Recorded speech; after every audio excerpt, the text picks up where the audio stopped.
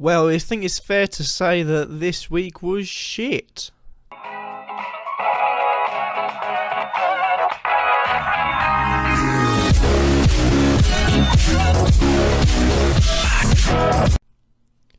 What is going on, people of YouTube? My name is Kurtyoy, and welcome to Fantasy Premier League Gameweek 35 preview. There wasn't a review because of lack of time, but welcome to Gameweek 35 preview. We will fit the review into this as well. Sorry, I need to cough. It's going to be a jam-packed episode, so let's jump straight into things. First of all, my team. Well, it performed shocking. Notably, I missed out on points from Ivanovic. He should have been my captain. He got a clean sheet in the first game, assist in second, as well as a -1 point for Yoko. I've got 10 in total. Sterling got 5. Henderson got 5. Hazard, without the captain's armband, would have got 5. Fabregas only got a clean sheet and an assist in his games. You know, poor performances all around. Moreno didn't even play for 2 of them. Austin got -1. Ward also came out of my team. Klein failed to pick up any points. As far as Crystal Palace are concerned, I missed their... Can I have a look at their history? Their games played. They lost 2-0 against Hull. So that wasn't very good from them either. So I would have lost points on Joel Ward anyway. But, you know, take positives. I still managed to get just 1 point above the average. You know, there will be some changes going around in my team though. But first of all, let's jump straight into pick team. Now we're going to do it a different way, as we've got the preview and the review to fit into one. We can look at this and think, where can we make changes? Who do we want to play? So it's going to be a big week. I think Moreno is going to be coming straight out of my team. He's injured. Ward is unlikely to play, so immediately I have to bring in Klein, who's away at Sunderland. Should hopefully be a clean sheet.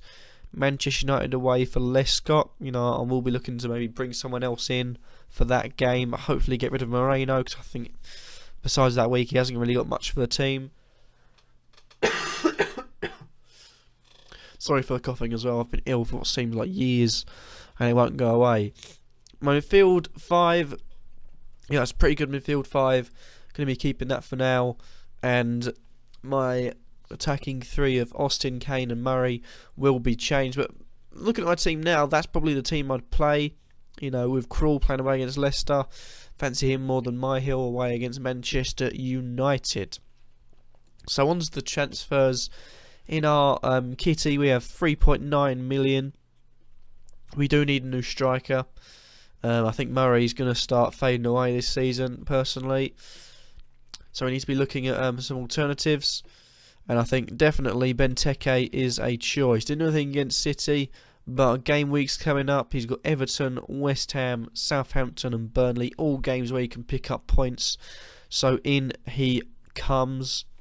As far as defenders are concerned, Moreno is going to come straight back out. We're going to take -4 because we need to bring in another goal-scoring striker to rival my 2 up front, as it was becoming a bit too like Murray on the bench, Kane and Austin up top.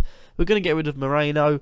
Now, we have 3 Chelsea players, unfortunately, so we can't bring anyone like Aspilicueta in. We have 6.8 million, so it's not as if we are short on money to spend in this area. We're just short of Baines, really. We can bring in Coleman. Everton have been looking stronger, got a clean sheet against United and against Burnley. Their next 4 fixtures, Aston Villa away, Sunderland at home, West Ham away, Spurs at home. And for that reason, I think Seamus Coleman is going to be coming straight back into my team. Another different team in there now with Everton and also Aston Villa. Makes the variety very, very different. So we're going to be confirming these right here.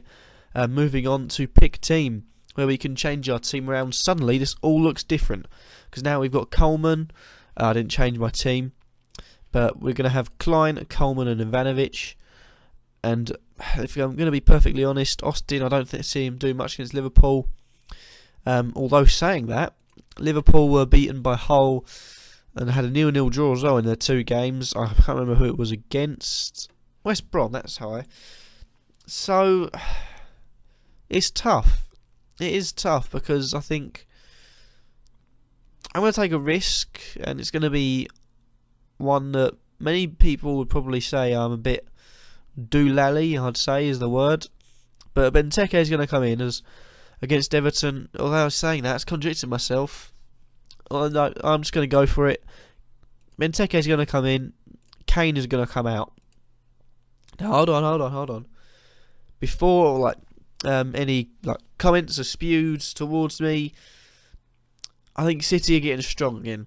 City are definitely picking up the pace, and I think they will finish definitely top 4, and they'll rival between United and Arsenal for a top for second, third, and fourth spots, or second and third, I should say, notably second.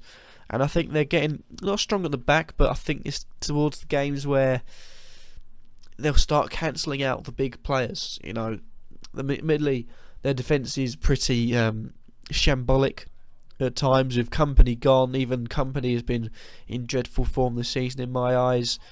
You're losing. People are shouting outside. I'm sorry if you can hear that, but when you've lost Company, you got Mangala, who's awful, seems to be all over the place in the back.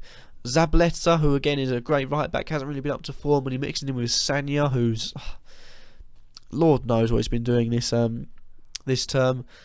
Kolarov, who's a pretty sturdy player, but maybe Premier League has passed him. And you got Clichy, who seems to spend more of his time in the opponent's area than his own. Besides that, you've got Demichelis with all of his pace. The team needs a freshen up. You need attacking wise. I think you're pretty much the safest.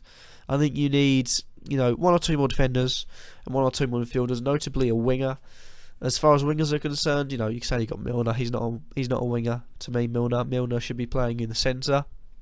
But you've got Jesus Navas, and that's about it. You've got players that can play out there, like Silva and like your Nazaris and all that, but they're not wingers. They're playmakers, and where playmakers are best, and then you stick them in the middle of everyone. That's why you see playmakers play so well, and that's why if you're going to play them like Van Gaal does with Mata. Mata has produced some of his best performances in United shirts under Louis Van Gaal when he's been in the right wing. Now, immediately I'm contradicting myself, but Van Gaal has made it so he can move into the centre. So, as far as right wingers are concerned, he can come inside. They've got no right winger, but they've got Valencia pushing up, and that's a big asset. Having Antonio Valencia, because he'll get back, he'll get forward, he will run until the fat lady sings, and he's pretty much a winger, but he can defend as well, so he's such an asset. It allows Mata to move in and have basically another attacker, which is why United are so dangerous on the attack, why Mata is so dangerous, because he comes inside. You've got Young to your left, you've got Valencia to your right, you've got Fellaini to aim at with a big header, you've probably got Rooney or Falcao up front. You've also got players like Carrick and Herrera and Blind in the midfield, whoever's playing at the time. It's a fantastic, give you fantastic options for the whole game, and that's where I think City needs to improve. But as far as my team, that's what I'm going to go with. Yes, it is a risk, but hopefully it will pay off. Hopefully, Austin. Hopefully they can stun Liverpool. Maybe score a few goals. Maybe 3-2 win. 3 for Austin. One for Sterling, one for Henderson, assisting each other maybe. But captain's armband. I'm debating it, and I'm gonna go back to the safe or not so safe choice of Ivanovic, with vice captain being Hazard, simply for the fact that he's done well recently, and I think Chelsea have been sturdy. Admittedly they did concede against Leicester. I think they'll take this as a very big game. They could win the title here. They want to do it as early as possible. So they'll play like they're playing like Barcelona at home, and they need to just defend. They will park the bus if need be. You saw it against Leicester. And then they got the third goal. They ended up with a team of 5 defenders. And you've got Matic, who's a defensive midfielder, Ramirez, who's a defensive midfielder, Michels, who is a defensive midfielder, Cuadrado, who is a very defensive winger, and Drogba, who's great at defending.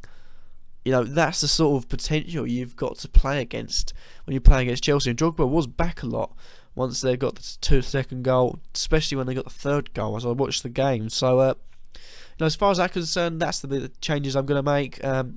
Thank you guys for watching. If you'd like this video, leave a like. Let me know what you think in the comments down below on what your team has done this week, how well you did. Also, well done to Thomas McCarthy. He got 72 points or 71 points, one of the two. well done. Second best in our mini Joe and Friends Fantasy Football League. All this stuff. Congratulations to him. Comment down below with all this stuff. Subscribe if you feel like I'm worthy, and I'll catch you all in the next episode. Peace.